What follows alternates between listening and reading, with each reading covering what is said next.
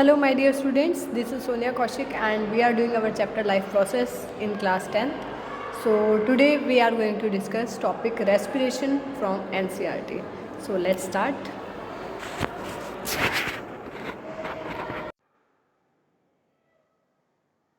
So students, we are going to discuss topic respiration in this video.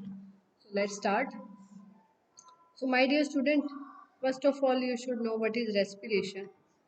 Respiration is a process by which uh, oxidation of food take place to release energy. So you can write the definition. It is a process in which oxidation of food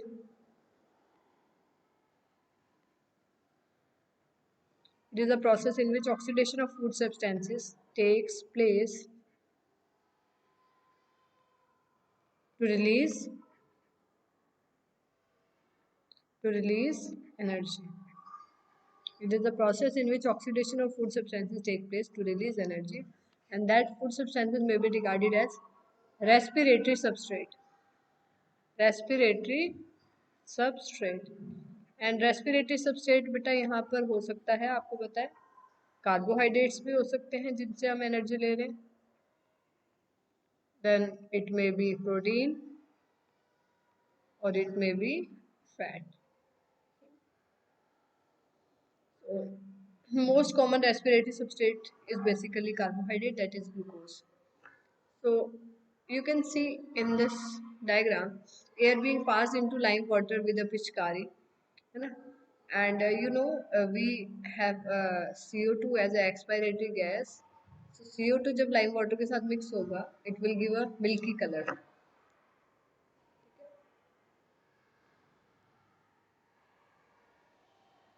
So we know there is a diversity of living organism. बहुत सारी तरह के organism हैं जो oxygen को use करते हैं to break down glucose into water and CO2. Respiration में बेसिकली C6H12 O6 ग्लूकोज जो है कन्वर्ट हो जाता है. अगर कंप्लीट ऑक्सीडेशन हो रहा है तो CO2 H2O and energy.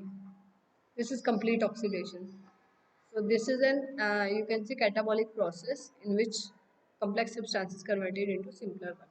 And if oxygen is not present, क्योंकि respiration may be aerobic हो सकती है, and it may be anaerobic. Aerobic respiration required oxygen required, ठीक है. इन एरोबिक रेस्पिरेशन इसमें absence of oxygen. It may occur in the absence of oxygen.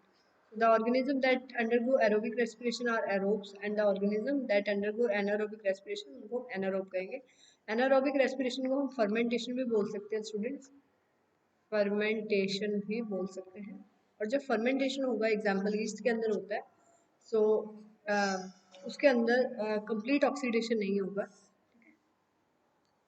Aerobic respiration में there is a complete oxidation,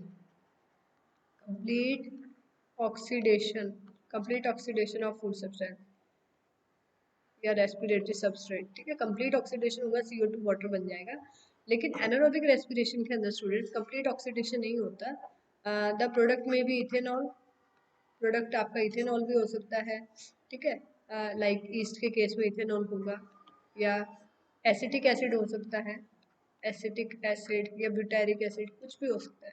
acetic acid in case of Acetobacter, Acetobacter is a bacteria.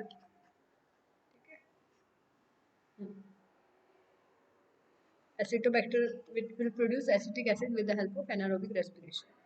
So aerobic respiration और anaerobic respiration में एक common step रहेगा, that is glycolysis, breakdown of glucose. Glycolysis मतलब breakdown. ये क्या है? breakdown of glucose. जो glucose का ब्रेकडाउन होगा student, that is called glycolysis, and this is the common step. Common, ठीक है, वेदर ऑक्सीजन इज प्रेजेंट और common step in both aerobic and anaerobic respiration.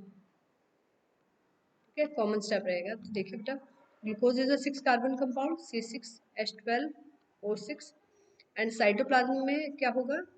Cytoplasm is the site of glycolysis. Glycolysis होगा, it will convert it into 3 carbon compound pyruvate and if absence of oxygen, अगर oxygen absent है, anaerobic respiration हो रहा है। Anaerobic respiration हो रहा है students. देखिए प्रोडक्ट्स क्या होंगे ईस्ट के अंदर? इथेनॉल है, कार्बन डाइऑक्साइड है, एनर्जी है। इन आवर मसल सेल, हमारी मसल्स में भी एनारोबिक रेस्पिरेशन होती है बेटा। हमारी मसल्स के अंदर भी, very important to note, anaerobic respiration हमारी बॉडी में कहाँ होती है?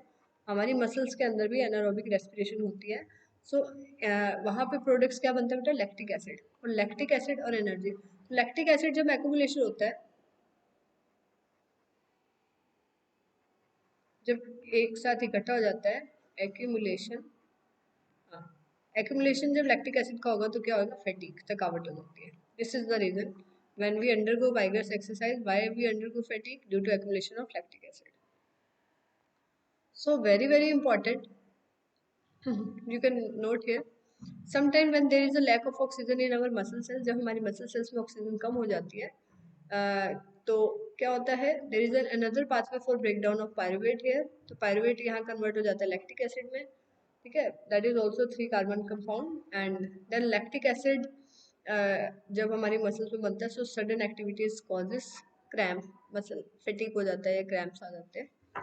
So the energy release during respiration, अब जो एनर्जी रिलीज होगी बेटा रेस्पिरेशन के टाइम पे, that is ATP. That's why ATP is called energy currency of our body. ठीक है, energy currency of our body that is ATP. And ATP की full form आपको पता होनी चाहिए, एडिनोसिन ट्राइफॉस्फेट। Adenosine triphosphate. अब बच्चों इसी को हम अपना एनर्जी मॉलिक्यूल क्यों यूज करते हैं या एनर्जी करेंसी हमारी बॉडी इसी को क्यों?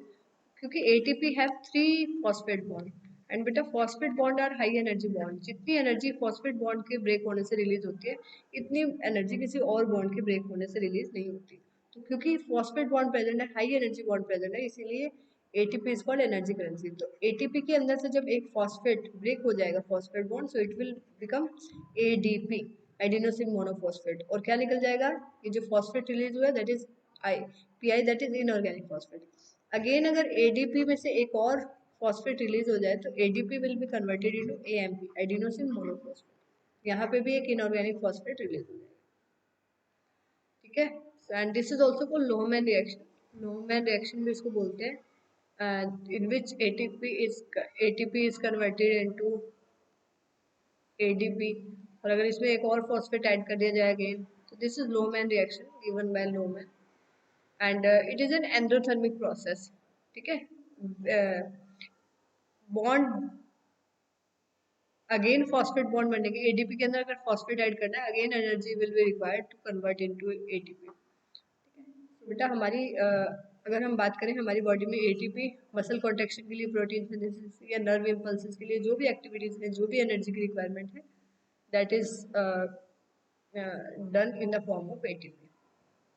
एरोबिक रेस्पिरेशन में क्या रिक्वायर्ड है? ऑक्सीजन रिक्वायर्ड है, और ऑक्सीजन रिक्वायर्ड है। और प्लांट्स के अंदर हम बात करें तो they get oxygen with the help of stomata, है ना, और उनके सेल्स के बीच में जो स्पेस होगा that also helps to make sure the availability of oxygen there.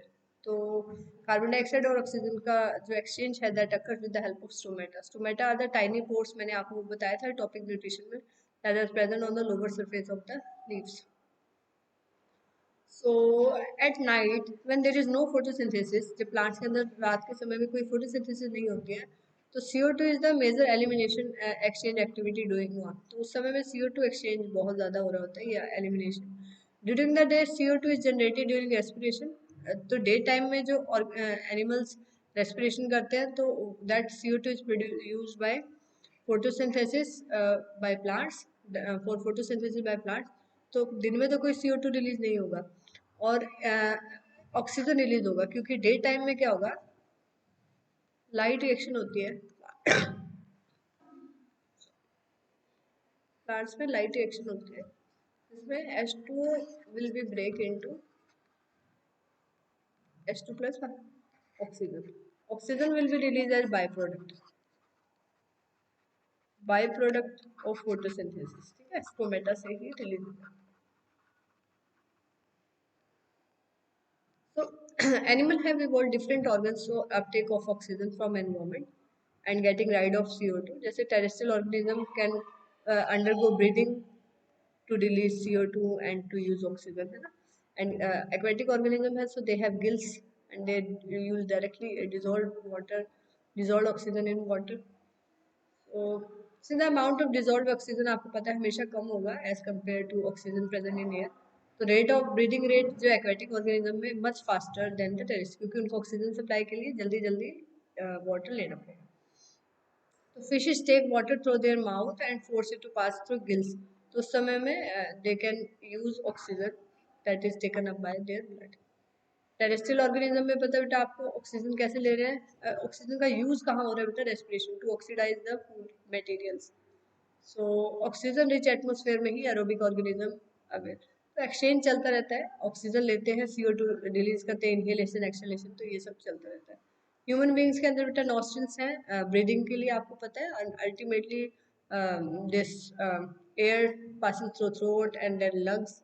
And there are rings of cartilage, C shapes rings हमारी ट्रैकिया में एयर ट्यूब में होते हैं, that prevents it from collapsing. ठीक है, सी शेप कार्टिलेजस रिंग्स होते हैं जो कोलैप्सिंग है. आपको पता है अगर हम तंबाकू, सिगार या सिगरेट्स, बीड़ी, हुक्का, गुटखा ये सब चीज़ें यूज़ करते हैं तो they are mainly the major risk factor for heart attack, stroke, pulmonary disease, क्योंकि इससे हमारे लंग्स भी कहीं ना कहीं इफेक्ट होते हैं एंड हमारी लंग्स की एफिशिएंसी कम होती है. So here you can see the air passage कि किस तरीके से nostril से air जाएंगे. This is trachea, यहाँ C shape cartilaginous signal है, then primary bronchi, and then you can see in lungs there is ऐसे balloon like structures present हैं जिनको alveoli बोलते हैं. Alveoli are the structure and functional unit of lungs. बेटा lungs के ऊपर एक protective membrane भी होती है, ठीक है, that is called pleura. Pleura, PLEURA, pleura membrane lungs की प्रोटेक्टिव मेम्ब्रेन है. और लंग्स हमारे डायफ्राग्राम में और रिब केज प्रोटेक्ट इनको करके रखता है. ये स्मॉल ब्रोंक्यूल्स भी आप देख सकते हैं, bronchi bronchioles. Smoking is injurious to health क्योंकि इट में leads to common lungs cancer, क्योंकि हमारे बेटा रेस्पिरेटरी ट्रैक्ट में small hair like structures present होते हैं जिनको हम सीलिया बोलते हैं. तो cilia helps to remove germs, dust and harmful particles. आपने देखा होगा कभी कभी हम डस्ट वाले एरिया में जब जाते हैं, वी अंडरगो स्नेजिंग, है ना, छींके आ जाती है, तो वो जर्म्स या जो भी डस्ट है it will pushed out with the help of this cilia that got irritated by this dust. तो स्मोकिंग से बेटा ये जो हेयर लाइक स्ट्रक्चर है ये डैमेज हो जाते हैं, तो it may cause infection to our lungs, क्योंकि कोई उनको हिंड्रेंस के लिए अब रोकने के लिए कोई वहाँ पे अवेलेबल नहीं है. Millions of alveoli are present in our lungs and singular को alveolus बोलते हैं. And these alveoli provide large surface area for exchange of gases. और ये it have a very dense network of blood capillary. This is a alveoli. अगर ये alveoli है तो इसके चारों तरफ बहुत ज़्यादा rich blood supply रहेगी that helps in exchange of gases. Oxygen, carbon dioxide blood capillary से यहाँ जाएगी और ऑक्सीजन कहाँ चली जाएगी, ब्लड के अंदर. Alveolar wall thin होती है, moist होती है, that gives a very good surface for exchange of gases. So exchange, respiratory exchange जो हो रहा है बेटा, that is at the alveolar surface. So you know breathing rate हमारा 12 to 15 times रहेगा per minute. 12 to 15 times per minute हमारा breathing rate जो है रहता है. So when the body size of the animal, जब body size बड़ा होगा तो diffusion pressure मतलब इतना ज़्यादा नहीं होगा ऑक्सीजन का, तो रेस्पिरेटरी पिगमेंट वहाँ पे बहुत इंपॉर्टेंट है. लाइक वी हैव हीमोग्लोबिन, ठीक है, haemoglobin that is made up of iron and protein. Haemo is iron component here and globin is protein. ठीक है, तो haemoglobin is a red colour pigment present in our blood. Respiratory pigment कहेंगे, red colour भी देता है हमारे blood को, present on the surface of RBC. और तो it is a very important to carry oxygen in our body. और CO2 का ट्रांसपोर्ट बेटा हीमोग्लोबिन भी करता है और डिजोल्व फॉर्म में प्लाज्मा में भी होता है, एंड कार्बन अगर हम बात करें बाइकार्बोनेट फॉर्म में सबसे ज़्यादा इसका ट्रांसपोर्ट होता है। तो कितना है ये एल्वियोलर सरफेस कितना इंक्रीज करता है, तो it increase up to 80 metre square तक सरफेस जो है देता है, तो काफ़ी अच्छा सरफेस अवेलेबल ये करवा देता है। इफ डिफ्यूजन वर मूव, अगर सिर्फ डिफ्यूजन से ही ऑक्सीजन हमारी बॉडी में जाए, so it will take around 3 years for a molecule of oxygen to get from toes to lungs, तो कितना ज़्यादा समय लगेगा, but we are glad that we have haemoglobin, तो वो इतना जल्दी इसको कर देता है। क्वेश्चन देख लेते हैं। वट एडवांटेज ट्रांसपोर्टेशन हम नेक्स्ट वीडियो में करेंगे। क्वेश्चन देखते हैं रेस्पिरेशन से related. What advantage over an aquatic organism does terrestrial organism है। देखिए बेटा, aquatic organism have to breathe, breathing rate इनका हाई होता है, fast they have to breathe faster because dissolve oxygen content जो होता है ऑक्सीजन का, that is comparatively low as compare to terrestrial organism, for that oxygen is already available in air, so the amount is much more than dissolved form in water. Next question है, what are the different ways in which glucose is oxidise. Glucose बेटा दो तरीके से, aerobic, aerobic respiration से भी जा सकता है, एनारोबिक रेस्पिरेशन से भी। एरोबिक रेस्पिरेशन बेटा आपको पता होना चाहिए 3 स्टेप प्रोसेस है, इसमें ग्लाइकोलिसिस होगी, ग्लाइकोलिसिस होगी जो कि साइटोप्लाज्म में होती है सेल के, ये आपको पता होना चाहिए, 3 स्टेप प्रोसेस है। देन क्रेब साइकिल होती है, क्रेब साइकिल आप हायर क्लासेस में पढ़ेंगे। Kreb cycle this occurs in mitochondria, ठीक है, माइटोकॉन्ड्रिया जिसको पावर हाउस भी बोलते हैं। And third step is electron transport chain that occurs in inner mitochondrial membrane, inner mitochondrial membrane, ठीक है। 3 स्टेप प्रोसेस है aerobic respiration. Then we get 38 to 36 ATP। Anaerobic respiration इसको फर्मेंटेशन भी बोलते हैं, and it occur in cytoplasm, होती है cytoplasm. Glycolysis एक कॉमन स्टेप जो एरोबिक और एनारोबिक के अंदर होता है, ग्लाइकोलिसिस कॉमन है। एटीपी ओनली 2 ATP जनरेट यहाँ पे होते हैं, तो simpler organism like yeast bacteria के अंदर ही एनारोबिक रेस्पिरेशन होती है, हमारी मसल्स में होती है, मैंने बताया लैक्टिक एसिड प्रोड्यूस होता है that causes fatigue and cramps. Next, how is oxygen and CO2 transported in human being. बेटा ऑक्सीजन तो बेस्ट तरीका है, हीमोग्लोबिन के थ्रू जाती है, ऑक्सी हीमोग्लोबिन कॉम्प्लेक्स के फॉर्म में। एंड कार्बन डाइऑक्साइड का ट्रांसपोर्ट बेटा हीमोग्लोबिन भी करता है, डिजोल्व फॉर्म में प्लाज्मा में भी होती है, डिजोल्व फॉर्म प्लाज्मा में, एंड मेनली जो CO2 का ट्रांसपोर्ट है that occur in the form of bicarbonate, SCO3, bicarbonate form में सबसे ज्यादा होता है, 80 to 85%। बाइकार्बोनेट फॉर्म में ज़्यादा होता है। और वेरी इंपॉर्टेंट एक रिएक्शन आप देख लीजिए बेटा, CO2 plus water it will combine to form CO3, ठीक है, ये बन जाएगा बाइकार्बोनेट। तो ये जो बाइकार्बोनेट की फॉर्म बनेगी बच्चों, इसके लिए एक एंजाइम यहाँ पे रिक्वायर्ड है, आप नोट कर लीजिए, very important. Enzyme is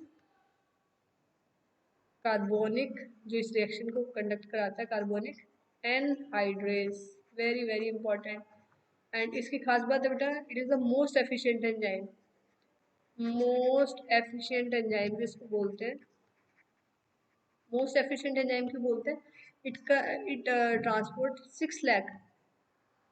6 lakh CO2 molecules, 6 lakh CO2 molecules को पर सेकेंड ट्रांसपोर्ट करता है, कौन, carbonic anhydrase enzyme. Is that clear. Next question, how are the lungs designed in human beings to maximise. तो बेटा दे हैव एल्वियोलाई, एल्वियोलाई है that increases the surface area up to 80 metres, आपको पता है 80 metre square तक का area, and millions of alveoli, millions of, millions in number है ना, millions of alveoli present in our lungs to maximise the surface area for exchange of gases, and thin moist surface होता है। So this is all about topic respiration, very important। So do reading of the topic from NCERT and make your own notes, and I hope this video will be helpful for you all. If you like this type of PDF explanation from NCERT, so do like, share and subscribe so that I do more and more videos of other topics that are in your term 1 and term 2, and even the chapters that are not in your syllabus. Okay, so this is all about today.